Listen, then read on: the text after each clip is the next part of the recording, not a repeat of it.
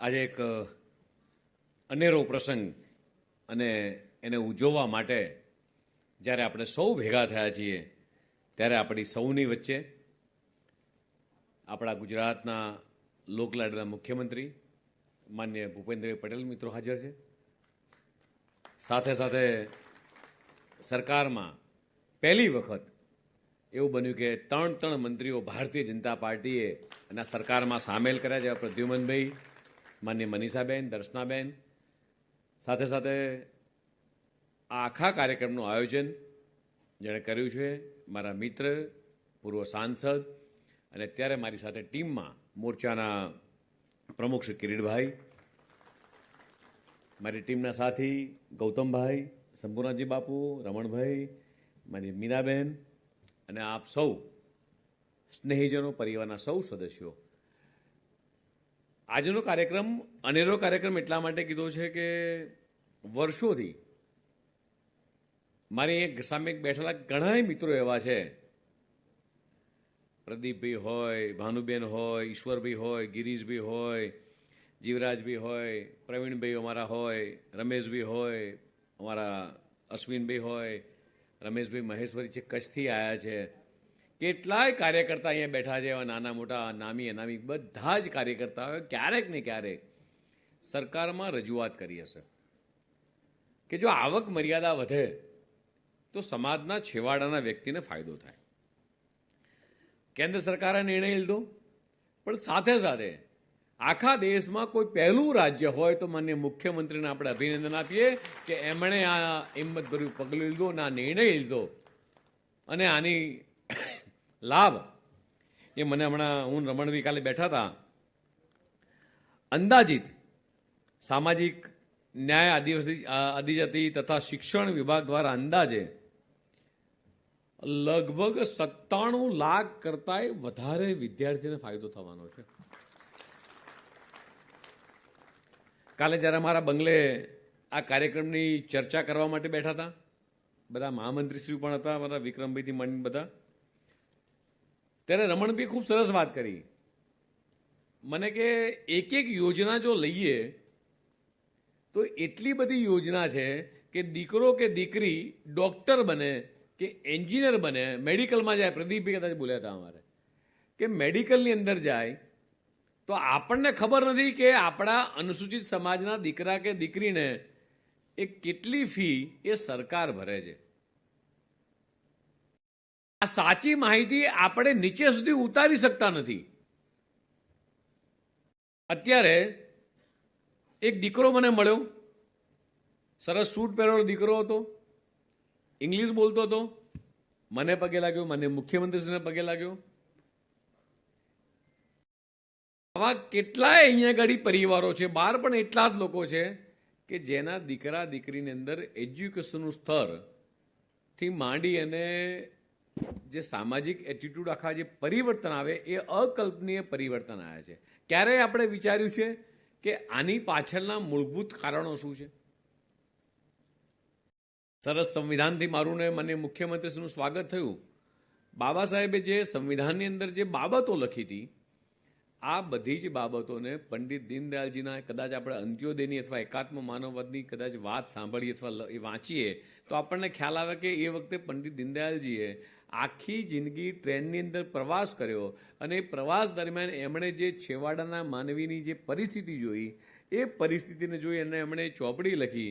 અને ભારતીય જનતા પાર્ટી આજે દેશના યશસ્વી પ્રધાનમંત્રી માનનીય મોદી સાહેબ ને નિશ્રામાં જે કેન્દ્રમાં 3 વખત સરકાર બની, આપણે પરિકલ્પના કરી કે સરકારની એક યોજના લઈએ તો સરકારની દરેક યોજના એ છેવાડાના માનવીને ટચ કરતી યોજના છે અને સામાજિક જીવનની અંદર હમણાં પ્રદ્યુમનભાઈએ કીધું એમ કે આપણે ક્યારેય કલ્પના નથી કરી કે આપણો દીકરો કે દીકરી એ પ્લેન ચલાવશે, કે આપણો કે દીકરી એ વંદે ભારત ટ્રેનનો પાયલોટ બનશે. આપણે ક્યારેય નહોતું વિચાર્યું.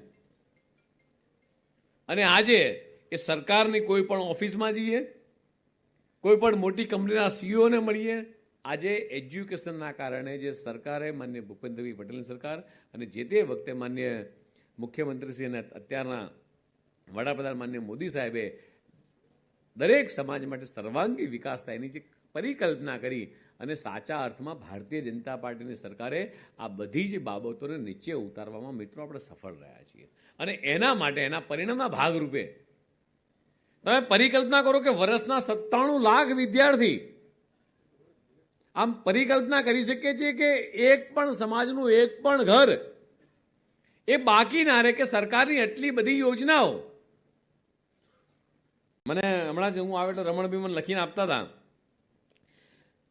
પ્રાથમિક શાળામાં અભ્યાસ કરતા વિદ્યાર્થીની હોય, શિષ્યવૃત્તિની વાત હોય, ગણવેશ સહાય હોય કે પોસ્ટ મેટ્રિક શિષ્યવૃત્તિ હોય, સ્વરોજગારની લોન હોય, આવી કેટલીય બાબતો છે.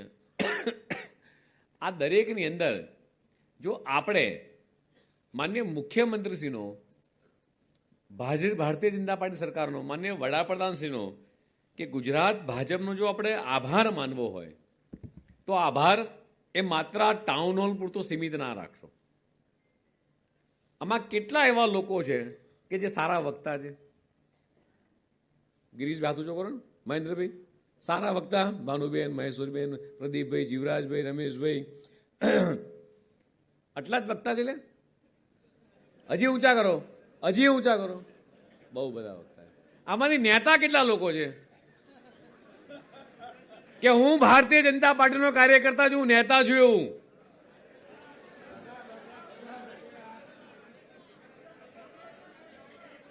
અમારે જસીબેને હાથ ઊંચો કર્યો, સવિતાબેને હાથ ઊંચો કર્યો, બધાએ હાથ ઊંચો કર્યો, મણીબેને હાથ ઊંચો કર્યો અમારે. તો તમારે દરેક લોકોએ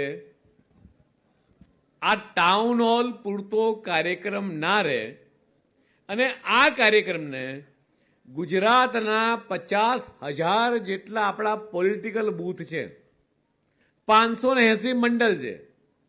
તમને લોકોને લાગે છે કે આ વાતથી આ આજના આવક મર્યાદા વધારાનો આ કાર્યક્રમ બદલ આ વાતને આપણે બૂથ સુધી લઈ જવો જોઈએ? હા કે ના?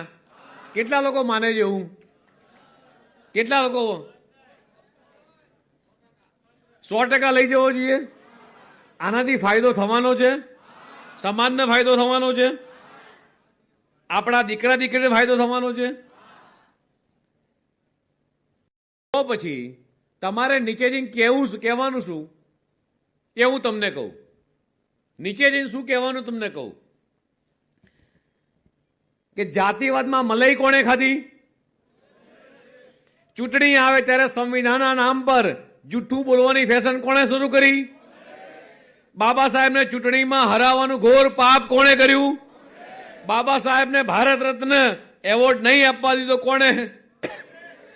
દેશમાં ઇમરજન્સી લગાવી સંવિધાનને ખતમ કરવાની કોશિશ કોણે કરી? બાબા સાહેબ આંબેડકરનું અપમાન વારંવાર કોણે કર્યું? સંવિધાનનું અપમાન કોણે કર્યું?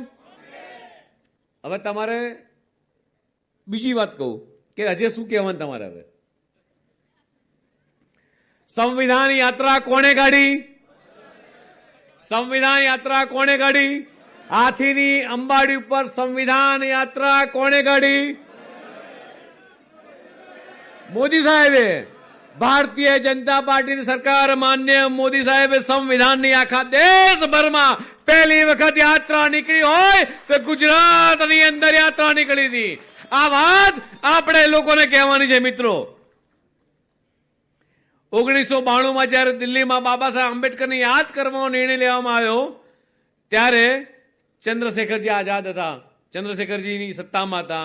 જનપથ નજીક આંતરરાષ્ટ્રીય કેન્દ્રની આ દરખાસ્તની કલ્પના કોણે કરી? ભાજપે. 40 વર્ષ સુધી માત્ર વિચાર કાગળ સુધી સીમિત રહ્યો, કોઈ પણ પ્રગતિ જોવા ના મળી. અને જ્યારે દેશના યશસ્વી પ્રધાનમંત્રી માનનીય મોદી સાહેબ 2015માં સત્તામાં આવ્યા, 14માં, ત્યારે એમણે આપણા દરેકે દરેક સમાજના વચનો કોણે પૂરા કર્યા? કિસાન સન્માન નિધિ એ માત્ર ચોક્કસ સમાજના લોકોને જ મળે છે? દરેક સમાજના લોકોને મળે છે? કિસાનોને સાચા અર્થમાં સન્માન કોણે આપ્યું? જે ઘરના ઘર મળે છે એ ગામડામાં મળે કે શહેરમાં મળે, એમાં આમાંથી કેટલા લોકો એવું સ્વીકારે છે કે 50% કરતા વધારે ઘર એ આપણા સમાજના લોકોને મળે છે? હા કે ના? આ સ્વીકારવાની વાત છે કે નહીં? આ ઘર આપે છે કોણ? આ જ વાત નીચે કહેવાની છે. જે તમે મને મુખ્યમંત્રી આ જ વાત નીચે કહેવાની છે. આયુષ્યમાન ભારતથી ફાયદો થયો કે નહીં આપણા સમાજને? મફત અનાજ આપીએ છીએ, એનાથી કેટલા લોકો સ્વીકારે છે કે આપણા સમાજના જે નાના પરિવારના જે ઘરો છે એને ફાયદો થાય છે? તમારે આ જ બાબતો એ નીચે ખાલી કહેવાની છે કે આપણા સમાજને એ કેટલો મોટો ફાયદો એ માન્ય વડાપ્રધાન શ્રી, માન્ય મોદી સાહેબ, માન્ય મુખ્યમંત્રી શ્રી ભૂપેન્દ્રભાઈ પટેલની સરકારથી થઈ રહ્યો છે. આમાં કેટલા લોકો એવું સ્વીકારે છે કે ભારતીય જનતા પાર્ટીની સરકારની અંદર, ઈશ્વરભાઈ, આપણે બધા જ એ સારી પરિસ્થિતિમાં આવ્યા છીએ? હા કે ના? તો હું તમને કોઈને પૂછું પહેલાદભાઈ કે માત્ર 2 વાત કહો ભારતીય જનતા પાર્ટી માટે. હું કોઈને પૂછું કે માત્ર 2 વાત કહો પૂનમભાઈ કે ભારતીય જનતા પાર્ટીની એવી કઈ બાબત છે, ભારતીય જનતા પાર્ટીની સરકાર માન્ય મોદી સાહેબની હોય કે માન્ય ભૂપેન્દ્રભાઈની હોય, આ સરકારથી સમાજમાં ફાયદો થયો છે. આવી 2 બાબત પ્રદીપભાઈ આપણે નીચે કહેવાનું થાય, આપણે કહી શકીએ કે ના કહી શકીએ? તો આ જ વાત કહેવા માટે આજે અહીંયા ભેગા થયા છે. આપણે માન્ય મુખ્યમંત્રીશ્રીને સાંભળવાના છે, કારણ કે એમને વિધાનસભા પણ ચાલુ છે, એટલે વધારે સમય નહીં લઉં. પણ હું ચોક્કસ કહીશ કે માન્ય કિરીટભાઈ, અનુસૂચિત મોરચો, સરકારના 3 મંત્રીશ્રી, માન્ય પ્રદ્યુમનભાઈ, દર્શનાબેન, મનીષાબેન અને આપણા જેટલા પણ સામાજિક શ્રેષ્ઠીઓ, જેટલા જ આગેવાનો છે, રમણભાઈથી માંડીને શંભુનાથજી બાપુ, અમારા ગૌતમભાઈથી માંડી, આ બધા જ મિત્રો, એ મિત્રો આજે આપણે માન્ય મુખ્યમંત્રીને એશ્યોર કરીએ કે ગુજરાત રાજ્યની અંદર એ ગામડે ગામડે આ મોરચો આવનારા 10 દિવસોની અંદર એ ઘર ઘર સુધી આ આવક મર્યાદા વધારવાના કાર્યક્રમના અભિવાદનની અંદર જોડાય અને એનું પ્લાનિંગ થાય. એક પણ બૂથ, એક પણ ઘર, એક પણ ગામ એ વંચિત ના રહી જાય, એની ચિંતા કરી કે આપણા સમાજનો દીકરો કે દીકરી આ લાભ લીધા વગર બાકી ના રહી જાય. મિત્રો, એની ચિંતા કરવાની છે. અહીંયા જેટલા પણ શ્રેષ્ઠીઓ બેઠા છે, આ વ્યવસ્થામાં જેટલા પણ શ્રેષ્ઠીઓ ગોઠવાયા છે, હું કિરીટભાઈને વિનંતી કરું છું, મારા સરકારના 3 મંત્રી, માન્ય મુખ્યમંત્રીને આપણે રજૂઆત કરી છે કે આ 3 મંત્રીને જેવી વિધાનસભા પતે તમે અમારી જોડે 10 દિવસ માટે આપી દો. આ જેટલા પણ અમારા આગેવાનો છે બધાને અમારી જોડે લઈ લો અને ગામડે ગામડે જે આપણે કાલે આયોજન કર્યું છે કે 55 જેટલા આખા રાજ્યમાં મોટા કાર્યક્રમ થાય અને જ્યાં આપણી વસ્તી વધારે છે એ દરેક જગ્યાએ એ ગામડે ગામડે આપણો કાર્યક્રમ થાય, એ મુજબનું આપણે આયોજન કરીએ. ફરીથી માન્ય મુખ્યમંત્રીશ્રીનો, આપણી સરકારનો અને દેશના યશસ્વી પ્રધાનમંત્રી માન્ય મોદી સાહેબનો આપણે આભાર માની છે. ભારત માતા કી જય. વંદે માતરમ. ખૂબ ખૂબ